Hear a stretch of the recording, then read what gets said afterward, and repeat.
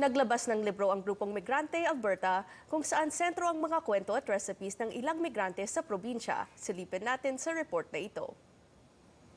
So ibang lahi coming from Mexico, Pilipinas, Jordan, and iba-iba. Inilabas ng grupong Migrante Alberta kamakailan ang isang libro na pinamagatang Hands to Table.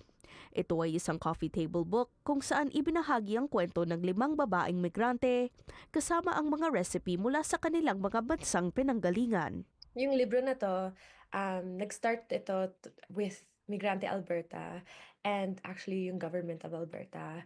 It was started as a way to connect yung mga communities at saka mga storya ng mga babae, actually 5 babae dito sa libro para sa paano yung connection nila sa pagkain, food, and connection nila being migrants sa kultura nila. Kabilang dito ang karanasan ng isang Pilipina na umalis sa Germany at pumunta sa Edmonton. So yung pagkain niya is pansit gisado at saka afritada, chicken afritada. Kaya the way it the way she needed to learn when her mother was working, and that was a way for her to survive when walang parents sa bahay. And so that was a way for her to see what was available for her in the country that is not home.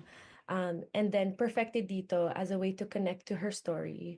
Ang libro raw na ito, isang kakaibang paraan sa pagbahagi ng mensahe ng grupo. I think it was important to us because there's many ways and many media visuals na kayang gawin to show advocacy. I think in this book and yung proseso ng book na to was a way for yung mga participants, yung storytellers and chefs para i-share yung struggles nila ng migration, which is very similar in a sense of everyone having to leave because they didn't have a choice. Kamakailan, isinagawa rin nila ang book launch party sa Queen Elizabeth II building sa Edmonton.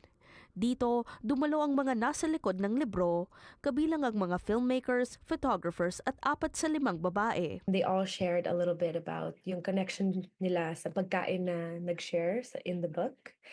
They also shared their stories as well and bakit din importante sa kanila yung book itself and why they support creating a book, but also why they want to share their stories of migration and forced migration, having to leave for a better life.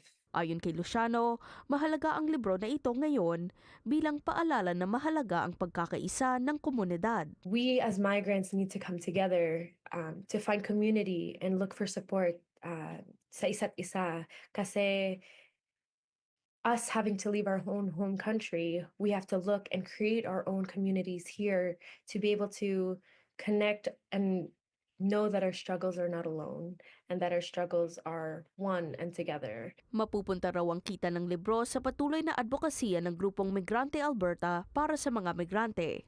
Maaaring bilhin ang libro sa kanilang website o sa Audrey's Books sa Edmonton.